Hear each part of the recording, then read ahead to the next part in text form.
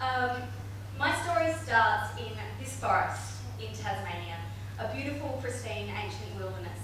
And I was hiking there in 2006, and a friend gave me a book that they said I had to read, Tim Flannery's The Weathermakers.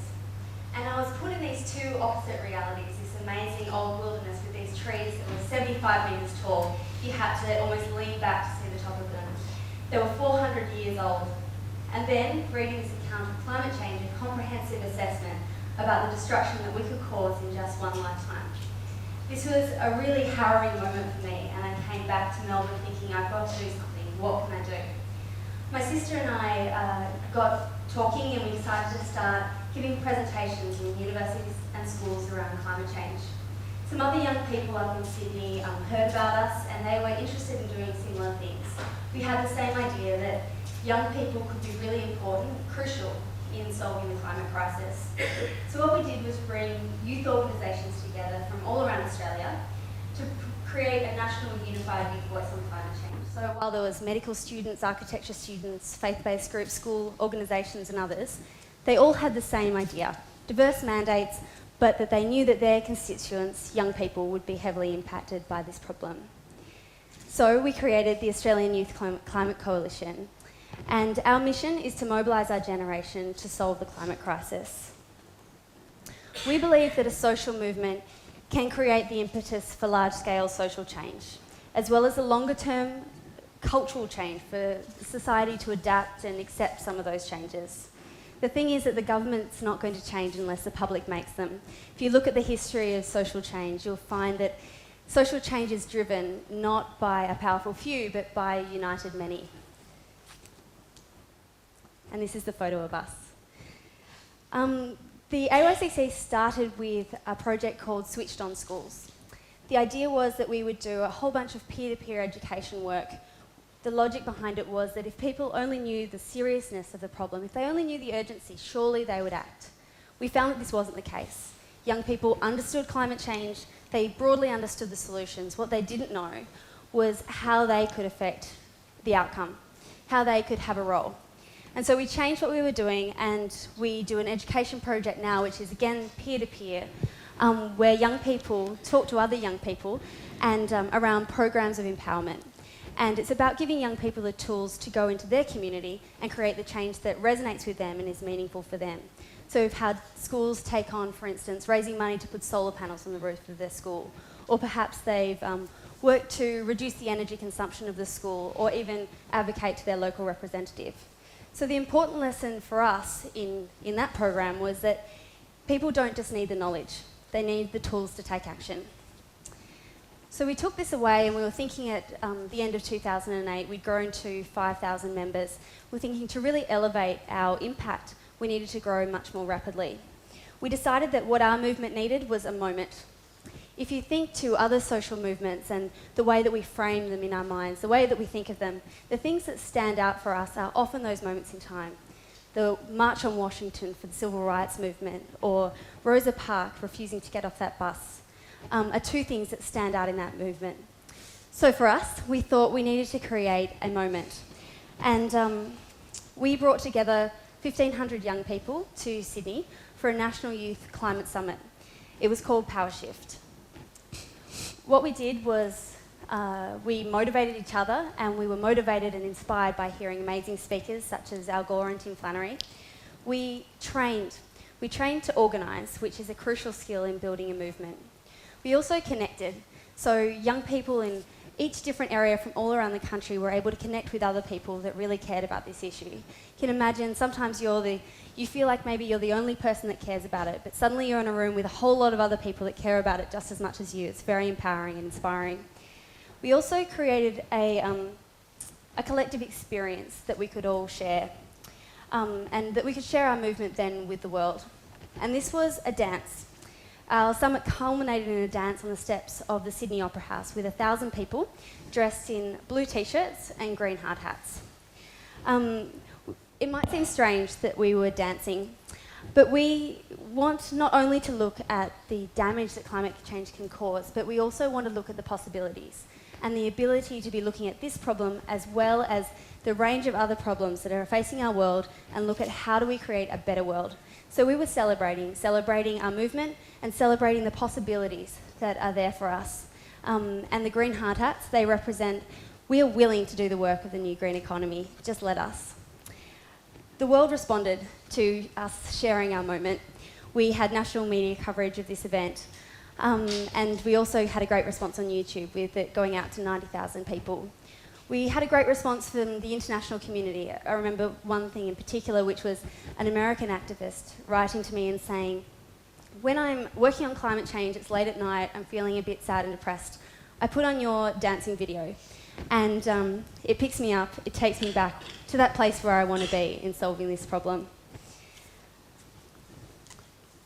But Milo, who was 17 at the time, a high school student, really summarised the sentiment of the summit for me best when he came up to me at the end and he said, "This is the first time I've ever felt powerful.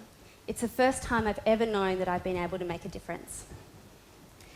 The logic behind Power Shift, and it came from the learnings we had from our school project, is that we didn't need to get young people interested in climate change. It was about providing the avenues for action to make sure that we had the ability, we'd provided young people with enough tools that they could go away and create change. So people had been motivated, they'd been given the tools for organising, they'd had this collective experience, and they'd been connected to lots of other people. But what Milo needed and what a lot of our young activists needed was some sort of project to go away with, a true avenue for action. So this brings me to the next lesson, I suppose, that I've learnt in working with young people and engaging young people, which is that the avenues for engagement have to be meaningful, not only to the person themselves, but also in the context of the problem that they're solving. So it kind of went back to me to when I started the AYCC with some friends. Why was it that we didn't go to one of the many existing climate change initiatives that already exist and get involved in that? Why did we have to go away and start something for ourselves? Well, it was really a consequence of knowing from experience that many of the volunteering organisations don't have very meaningful opportunities for young people. And I suppose this is true of many workplaces. Many of you have probably had the experience of being in a first job, feeling fresh and excited and ready to give to that organisation your new ideas, and being given the most boring task there is available, and being said to you, well, you're here for the long haul, you do the boring stuff now, and maybe in a few years' time, maybe in 10 years' time, there'll be something interesting for you to do. One of my first jobs was at a law firm. I'd been at university for 5 years, so I felt like I had a few skills to offer. And my main job was photocopying. Day in, day out, photocopying document after document. It almost sent me absolutely insane. And I think that we often hear that young people are apathetic or young people are lazy, or in the alternative, that young people just want to be CEOs straight away. I think that this, despite the ridiculousness perhaps of the stereotype, perhaps it's a natural reaction to the position that people are put in when they don't have the opportunity to express their creativity and their talent. And I think we get almost one or two reactions to this if we don't appropriately value and utilise young people's talents and imagination. The first is that they leave, they take their talent elsewhere. And the second, which is probably worse, is that they stay, but that their creativity, their imagination, their enthusiasm is gradually beaten out of them. I chose the first option. I left the law firm and became CEO of my own organisation, which is a bit of fun, but probably the worst paid CEO in Australia, but that's by the by. But to go back to me and my friends starting the AYCC, we were so passionate, we were so ready to take action, we had so much drive to take as much time as we needed that we couldn't be stuck licking envelopes. So we started our own initiative. So then when we have our organisation, the challenge for us then was, well, now we've got a whole lot of other young people coming in. We want a cohesive national campaign, but how do we make sure that we offer them the same sort of opportunity, ability to express their creativity and their talents within the structures that we've now created ourselves? And what we did was create a program, a project called Youth Decide, a national youth vote on climate change. We asked young people to vote for the type of world that they wanted to inherit. We asked all of the Power Shift participants, 1,500 people, to organise for this Youth Decide. And in just 6 weeks, we had 1,500 young people organising 330 events around the country. So from Dubbo to Wagga to Wollongong to Lismore, Brisbane, Mackay, Darwin, Alice Springs, Perth, Launceston, Hobart, all over the country, young people were organising these events. And we didn't provide any prescription for these events other than they had to get as many people as possible to vote. So we saw young people expressing a lot of their own creativity and ideas. For instance, this is a human sign that a school did in Ballarat. And this is a flash dance on the steps of Flinders Street Station. And then a concert for 5,000 people in Federation Square. Shows you the sort of breadth that young people were coming up with. Overall, all of the participants in Youth Decide enabled us to reach 20,000 people that attended those events, and we had 38,000 people vote, which meant that we had a powerful proposition to then bring to the federal government. And importantly, Youth Decide ended up being the largest per capita mobilisation of young people around climate change in the world. So through PowerShift and then Youth Decide, we were able to grow our membership. I said at the end of 2008, we really wanted to grow from that 5,000, and we grew tenfold to 50,000 young people involved in our organisation. And going back to Milo, who I'd mentioned, he learnt those skills at PowerShift. He then went on to Youth Decide and organised an event in his school. And now this year, a year later at 18, he runs our Victorian operation, managing hundreds of volunteers, managing a number of different university and school groups. He manages a number of projects, and he's engaged in a truly meaningful way. So if that's some of the ideas that we've had around engaging young people, the question then becomes, how do you take that engagement and create political change? The stereotype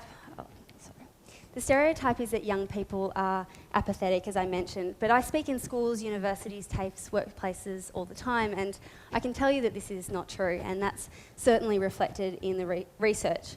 Young people are deeply interested in social issues, globally and locally. Research by the Whitlam Institute finds that traditional politics is unappealing to young people. This might not be too surprising because it's not that appealing to older people most of the time.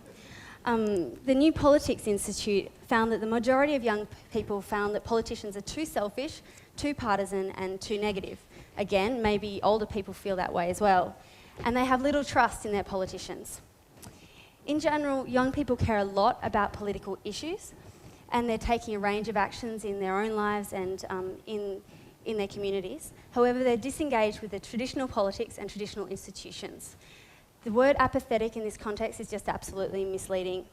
What's the point in communicating with politicians if they're beholden to big business, big industry and the media, and they don't take any notice of young people and youth issues? And so the view apathetic, I think, is just a misnomer, but it also doesn't allow us to create bridges. And I think that's what we should be doing, which is about, if we label young people as apathetic, we forget that we need to create bridges between young people and politicians to make sure that dialogue and communication is there. But secondly, to make sure young people are powerful enough that politicians have to listen to our views. One example of this is a project that we did during the last federal election. We saw this as a wonderful opportunity to engage young people in the democratic process, as well as to have an impact on climate change. We had two ways of working on the federal election. The first was to train hundreds of young people to speak to tens of thousands of voters directly. And the second arm was about creating a media campaign that would then engage other age groups of voters, as well as having a direct line to speak to politicians. In the first week of the campaign, we kept calling around our media agencies. We sent out a bunch of different press releases about climate change and young people. And the consistent response was, it's not really an issue. We're not interested in climate change or young people. And given this was kind of our thing, it was going to be very difficult to get any sort of media coverage. So we were worried that climate change is falling off the agenda. So the only logical response was to hire every elephant suit in the country. And after doing that, it was to make sure that we had volunteers everywhere in the country ready to be deployed at any time. And then we struck. For a month, we followed Julia Gillard and Tony Abbott and their media packs everywhere they went around the country on their journey spruiking for the election. And you can see Ellie getting a pat from Julia Gillard after a press conference that Ellie interrupted. This one is a spot the elephant. You can probably see Tony Abbott. There's the elephant. And this is the case all the way through. And you have journalists in this sort of scenario saying, well, Tony, the elephant's here again. Is climate change the elephant in the room this election? Which was great because it just wasn't an issue that was being talked about. So the elephant made lots of friends along the way,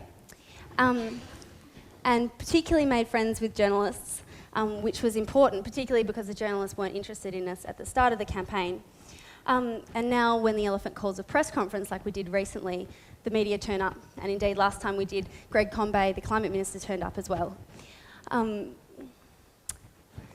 this is the sort of media coverage we got. Importantly, as we got to election day, on the eve of the election, Julia Gillard, there's Ellie getting a hug from Julia Gillard on election day, but Julia tweeted us, promising a standing meeting after the election, and a cuddle as well. So I think this was a great media campaign, but the true power of the youth movement, I think, came afterwards. About 2 months after the election, we were concerned that we hadn't heard back on this promise, that we'd been calling her office and we'd had it been fobbed off a few times and things were busy and all of that sort of stuff. So we thought we really need to get this meeting before the end of the year. So we launched a quick Twitter campaign with just part of our membership, and within the hour we'd had 700 young people tweet on her Twitter feed. Then every journalist in the country obviously follows Julia Gillard. So then we have journalists calling us going, what's going on?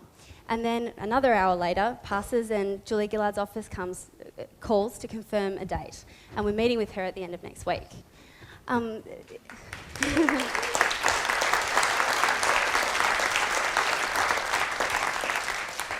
I think it's pretty amazing to think that there's a group of young citizens, some of them of voting age, some of them not of voting age, that can have a direct and public conversation with the Prime Minister of the day and demand and secure an outcome within a few hours. It gives you a sense of the power of social media, and it's something that I think we're on the cusp of. It's not necessarily even been widely explored yet. This technology is still very new. Van Jones, who's an amazing activist in the United States, describes young people as technological superpowers. Most young people have more technology in their back pocket than the US had when they sent a man to the moon. And young people know how to use it better than any other generation. It may be the first time that young people have had the upper hand on the most powerful technology of the day. I know many older people and adults have iPhones, but I bet you that you had to get your email programmed by your kids. And social movements are all about how you connect, which is what all of this social media technology in particular is all about. For young people, it's a life stage. It's a stage where you're setting up your social niche, you're going to a new school, a new university, a new workplace. So you've got lots of experiences in meeting new people, and it's really a priority for you. So young people have always been connectors, but now they're super connectors. They've got this amplified ability by the power of this technology. And this technology, I got a good sense of it in how it goes global when we went to the Bali conference in 2007, the UN climate talks there. This photo is of an action that we did with the global youth. It was our first opportunity to really have a good sense that there were so many other young people just like that, just like us in every country in the world. And we all came together at this conference, and this was one of the actions. A very simple please message organised by one of our delegates who was 17 with country flags from all over the world, 197 flags, and that photograph went out to about 100 million people through the global media. So that's sort of the power of how some of these images have. But also what we found was that young people were then collaborating, and we've continued to collaborate. So something like the PowerShift conference that I mentioned was first done in the United States. They then gave all their documentation to us, they counselled us on Skype, and then subsequently after our PowerShift conference, we then gave our information to people in Asia, in Africa, in Europe, to then run their own sort of conferences. So there's this amazing global dialogue of activists around the world that's really happens in real time to be able to educate each other globally. The other important thing about this conference was that I met someone called Claire.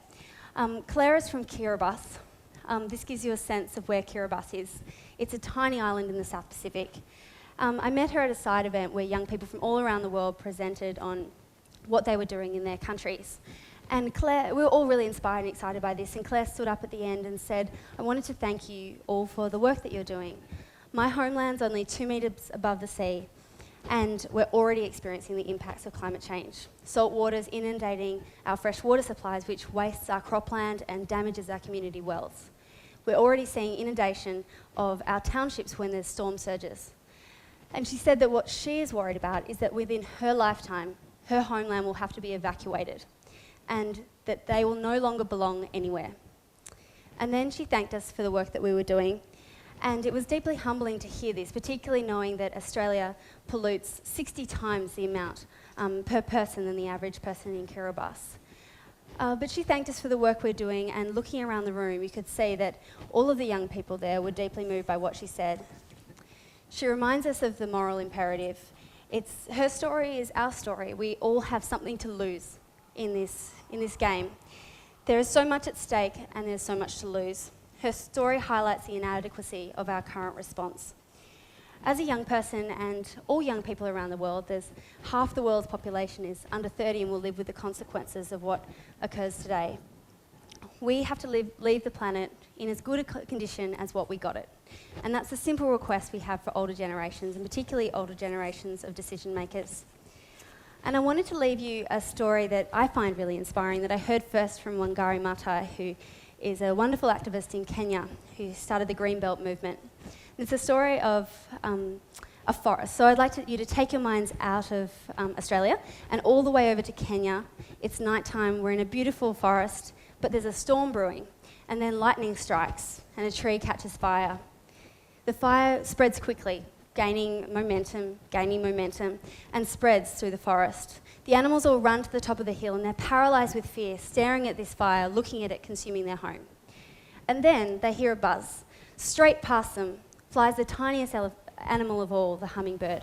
And the hummingbird flies straight up to the fire, drops a single droplet of water out of its beak, flies back to the stream, back to the fire, back to the stream, back to the fire, dropping these droplets of water. The animals look at the hummingbird a bit perplexed, and the elephant, the biggest animal of all, says to the hummingbird, "But hummingbird, you're so small. How can you possibly make a difference?" And the hummingbird stops and says, "Well, I'm doing the best that I can," and continues to the stream, to the fire, to the stream, to the fire. And then the other animals, watching the hummingbird, begin to join in. The rhino comes down to the fire and starts stamping on it. The monkey brings big leaves of water to throw on the fire, and then eventually the elephant comes and sprays the fire to put it out. I like to think of this story and of the hummingbird as what I think young people represent within a social movement to solve the climate crisis. I think that we each, in general, the youth of Australia, the youth of the world, don't have much money. We don't have much power when we're alone. But what the hummingbird teaches us is that we can do our best, that we should be humbled by small beginnings, but not daunted. We can inspire others to take action by example. We can encourage them, we can connect with them. And we can all play our part, and we all have different roles to play. So we each have a choice. If you're a young person, I encourage you to be a hummingbird. If you're an older person, perhaps you can be a rhino, perhaps you can be a monkey, or perhaps you can support a hummingbird or be a hummingbird yourself. I started in a forest in Australia and I ended in a forest in Kenya. And I think this illustrates that wherever you are, whoever you are, together we are of one earth, we are of one people, we have one future, and we have one common story. So let's put out the fire and build a better world. Thank you.